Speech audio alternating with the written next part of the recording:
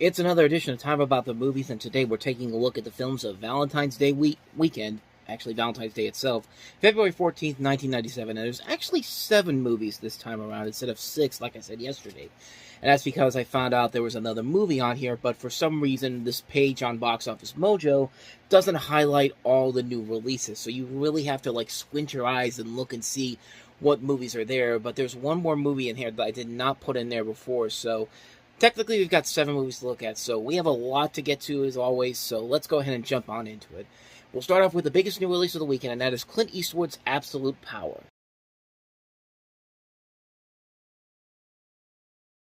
So based off of a novel of the same name, this is basically a story about how Clint Eastwood plays this master thief, and he gets caught up in this conspiracy against the president in the movie, played by Gene Hackman.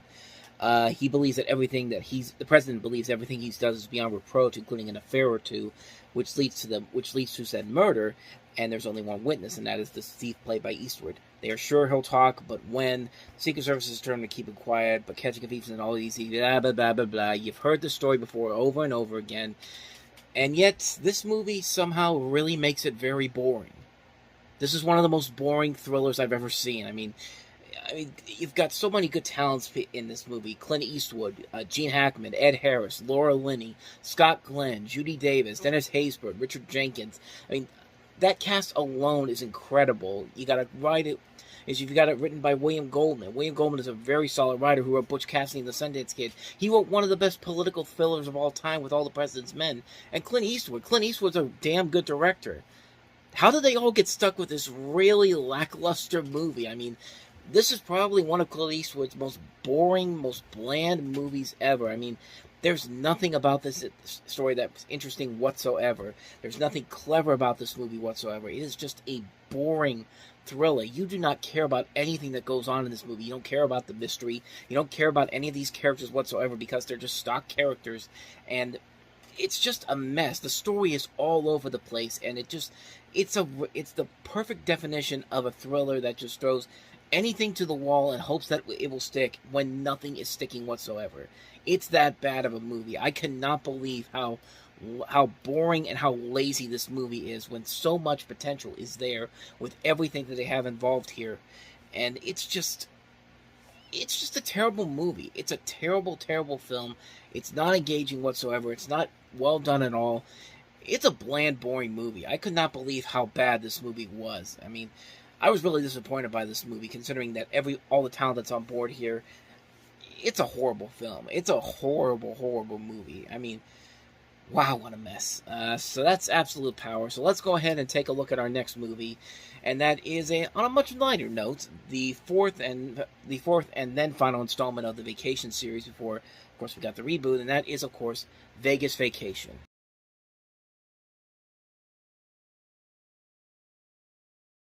And this is what happens when you take John Hughes out of the Vacation franchise, because he literally did not want to do any more. Didn't do this movie because he didn't have any more stories that could relate to the Griswolds, like he did with Vacation and and European Vacation, and then Christmas Vacation. Actually, I don't know if he did European Vacation, but you get what I'm talking about here. This is a film that is just trying to keep the series going without the person behind it who made those original movies so memorable. And yeah, it doesn't work. It's a movie that just really falls flat. Everything that happens in this movie just feels completely outside of what you'd expect from the Vacation movies. There's attempts to try to recreate the magic of the first movie. I mean, you see it in the trailer with Christy Brinkley coming back in the movie, and Chevy Chase is giving this look on his face like, are we really doing this again? Like, Chevy Chase just seems so uncomfortable making this movie. I mean, Beverly D'Angelo's at least trying, so is Randy Quaid. He actually does have some of the best lines in the movie. I mean, he still brings a lot of the power into this movie, and then of course they ruined that with the sequel they did, Cousin Eddie's Island Adventure, where he was not funny in that whatsoever. But even the kids in this movie are not that great. Ethan Embry is a very solid actor. Who we had just seen in That Thing You Do, which is a far superior movie. The daughter in this movie, Marissa Nichols, is kind of bland too. I mean, yeah, she's got a nice body that can play into what they put her into this movie in, but other than that, though, she's really lifeless. Like Dana Barron, Dana Hill, Juliette Lewis, they all played that character better this character than Marissa Nichols plays in this movie. And Julia Lewis hardly had anything to do in Christmas Vacation. That just shows you how much more important it was to have them in there than having her in this movie. And there's no real sense of what made the original movie so special. There's nothing. There's not a whole lot of fun slapstick comedy. There's not a whole bunch of over-the-top comedy. It gets kind of ridiculous when Rusty wins all of these cars just out random. I mean, I get it. It's Las Vegas. Anything can happen. But if you go to Las Vegas and you win 4 straight cars in a row, like, I don't know. Like, that's just... Sometimes the unbelievable is way too believable here. And the situation definitely is that. Like I don't care how good you are. If you win 4 cars in a row, go to the poker machines and start gambling chips, because you're gonna keep winning no matter what. I mean, like, I don't know if I made any sense with that, but you get kind of the idea. It gets really, really ridiculous in this movie, and it's just not fun. The fun factor in this movie just isn't there. Like, the fun factor was in all the other movies, and like, as much as I hated Vacation, the reboot they did 20 years later, I at least got to give them credit for at least trying to capture some of that magic again, even if it failed miserably at it. But there were still more laughs in that movie than I would have with this movie here. I'd rather watch the new Vacation again than watch this one, and I hate the new Vacation film, but I mean, it just doesn't have that same spark that the other movies did, and you can definitely tell you needed somebody like John Hughes there to show you how it's done, to show you how to make this work. And it just doesn't have it in this case. It's a really lackluster comedy, not a whole lot of laughs. Once in a while there'll be a good chuckle here or there from Cousin Eddie, but other than that, though, this is a largely big misfire of a film. So that's Vegas Vacation. Let's go ahead and move on to the next comedy we have here, and that is Matthew Perry and Salma Hayek in Fools Rush In.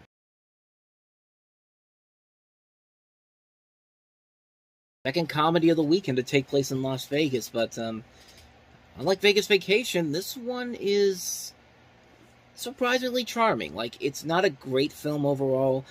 It's pretty standard for a typical comedy of this. It's basically a romantic comedy we've seen done over and over again, where opposites have to attract. They end up coming together in the end, and it's an ancient formula, but it's a formula that does kind of work because you do buy into the couple's chemistry. I mean, Matthew Perry and Salma Hayek, they actually do work off each other very well. They're both very funny. They have some good material to work with here. And there are some decent funny jokes here. There are funny one-liners here. It's a film that is a kind of a charming film. Is it a classic film by any means?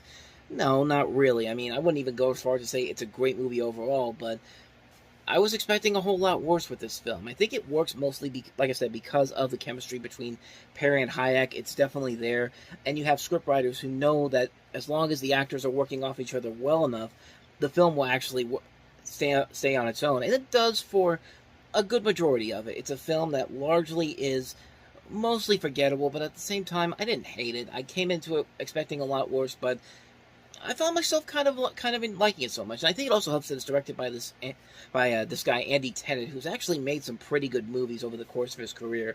You know, stuff like Ever After, like Anna and the King, which is a surprisingly decent film, Sweet Home Alabama, Hitch, and then he kind of cratered afterward with Fool's Gold and the Bounty Hunter. But there were still a couple of good movies here and there. So overall, not a bad film, but not a great film either. It's kind of in the middle. It's fine for what it is. It has a good enough chemistry between the two leads to make it stand up on its own. So give it a pass. It's a decent film. So on to the next movie, and that is Disney's remake of That Darn Cat.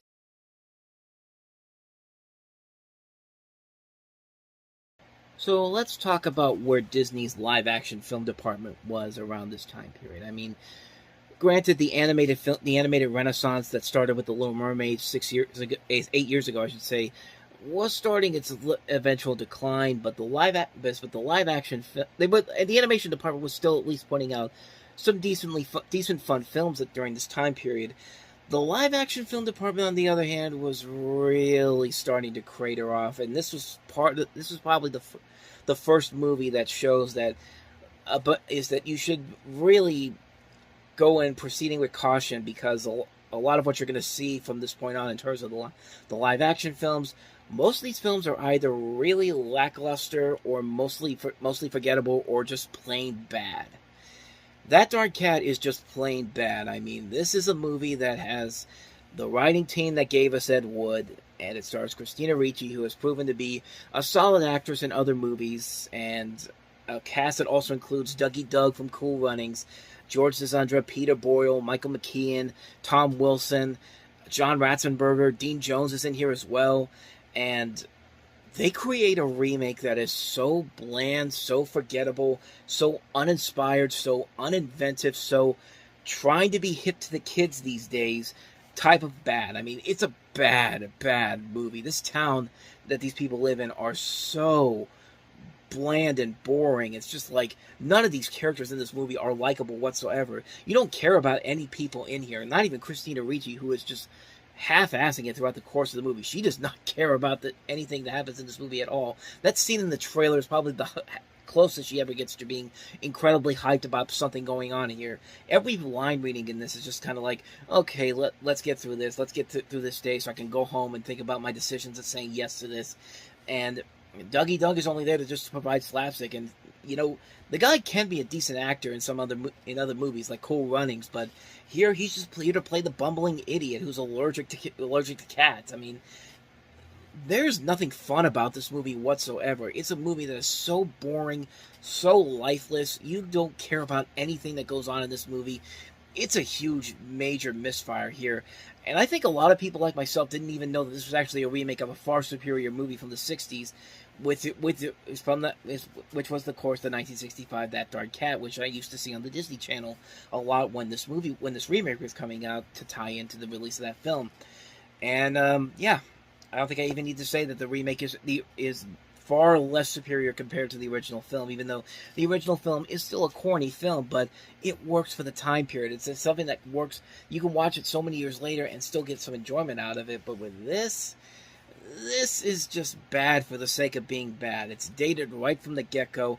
Everybody in this movie is so unlikable. This town is so boring. The mystery is boring. Is boring. You can figure out who it's going to be right from the beginning of the movie, and that is not a way you want to start off a mystery unless you have a good hook to it. And this movie does not. This is a movie that is just. You see why they dumped it in the middle in the dumping ground months. I mean, this is a film that you can clearly tell is a film that Disney saw it and realized there's no way we can release this in a profitable time of the year and people will actually go see it. So just dump it in January, dump it in February, hope it makes some money, and it did not. It crashed and burned big time, and yeah, I got nothing else for you. This is a boring ass movie, man. This is a terrible film. So can we at least try to get something good on this time around? Most of the movies we've talked about have either been really disappointing, not that great, or just downright terrible. So let's see if the next movie can try to fix that. Ice Cube and Elizabeth Hurley in Dangerous Ground.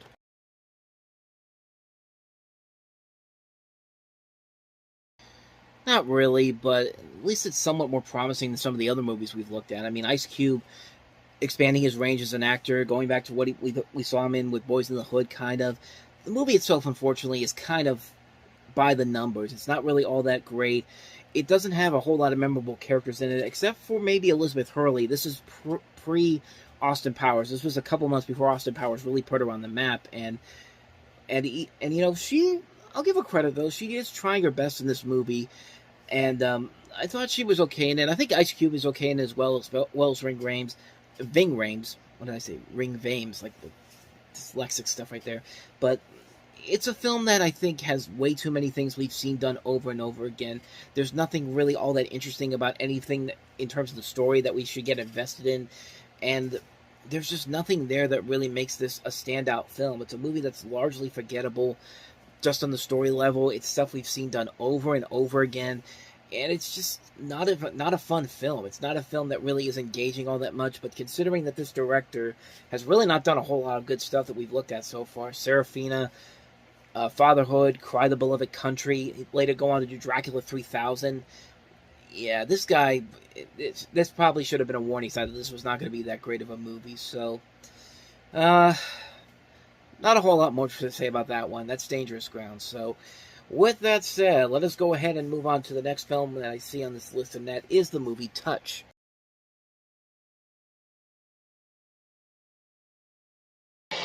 Honestly, of all the new releases, this is probably the one that I would say is the most enjoyable of the bunch. But even then, it's still not a great film. It has a good idea to it. You follow this young guy played by Skeet Ulrich, who's able to cure people by the cure the sick by the laying of on off hands, when mysterious stigmata appears from time to time on the flesh. And this former evangelist, played by Christopher Walken, who's tired of selling mobile homes for a living, pursues his friend, played by Bridget Fonda, to befriend this ex-monk and encourage him to aim for the big time. And then matters get complicated when he and her fall in love. They get more complicated when this fundamentalist comes into play and takes exception to their relationship. The story, the overall running of the story itself is not that engaging. The idea is very interesting, and it has a pretty solid cast here. Besides Ulrich, Fonda, Walken, Arnold, Tom Arnold's actually really good in this movie, especially when you consider all the bad films he made in '96. But Gina Gershon's also in here, Conchita Ferreira, William Newman. Solid cast overall. A good idea, just bad execution. It's a film that's very formulaic. It's very run-of-the-mill. It doesn't really have a whole lot there to make it stand out on its own. I guess it's tolerable on its own levels, but really, there's so much more potential with this that could have been done here. But yeah, other than that, though, it's a largely forgettable mess. So we've had a lot of mediocre movies here. Let's end the show on the right note. Let's talk about one of the great movies of all time, and that is, of course, the re-release of Dustin Hoffman and Anne Bancroft in Mike Nichols' The Graduate.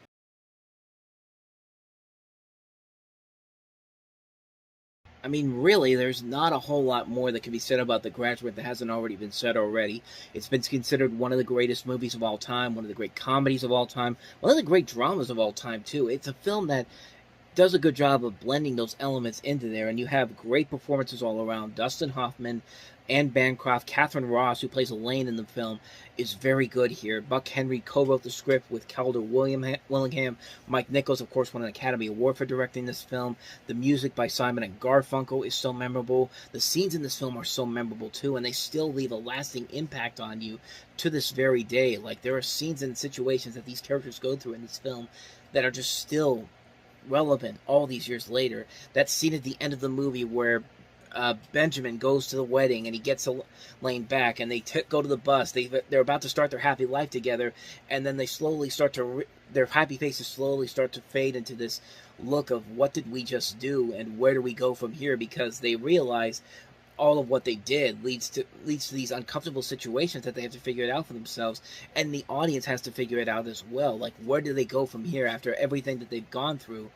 And I like movies like that. I like movies that challenge people that way.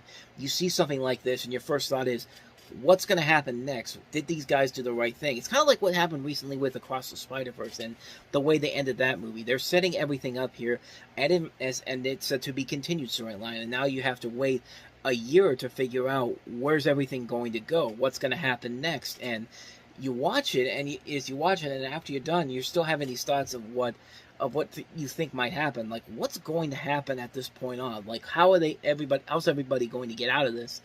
And while that movie will eventually have a conclusion, The Graduate does not. Even though they've tried to have a sequel for several years now, and thankfully that's never happened. At least for now, it's never happened. But Hollywood is Hollywood, and they'll find a way to make a sequel for it someday, or continuation of it, or even try to remake it. But to dumb it down for the audiences. But no, movies like this make you think. They make you think about some of the decisions that these characters made. They make you kind of think of whether or not you would make these same decisions too, or if you made these type of decisions before. And like I said, it's a very funny, very dramatic movie with these incredible shots that still hold up after all these years. I mean, this is one of the best movies ever made. I mean, this is a film that's definitely, you can see why it's in a number of people's best movie lists of all time. And it's just such a masterpiece on so many levels. It's a film that is very funny, very touching, and it makes you think. It's got a great cast to tell the story. The soundtrack, like I said, by Simon Garfunkel, amazing. The score by Dave Grusin is incredible. It's an all-around winner, man. I mean, this is the perfect way to end a pretty lackluster week of movies, seeing that this was re-released in the theaters so that a new generation can experience it. And I kind of wish that this would come back into theaters at some point. I should watch it again, because I do have this on Criterion, because it's a film that just still is one of the great movies of all time. I mean, it's a masterpiece, great film, great performances, great script, great music. What else do I have to say about it? The Graduate, a true classic in every sense of the word.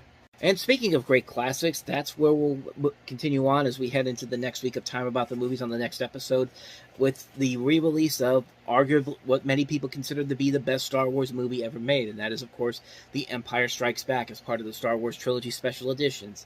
We also have John Singleton's Rosewood, and we also have Blood and Wine, as well as David Lynch's Lost Highway. So, 4 movies to look at next time around. We will delve into those on the next episode, but until then, thank you very much for watching, and if you want to see more videos like this, please hit the playlist on the next page, check out the previous episode, and I will see you guys tomorrow for another episode. So thank you very much for watching. I'll see you next time, and until then, as always, take care.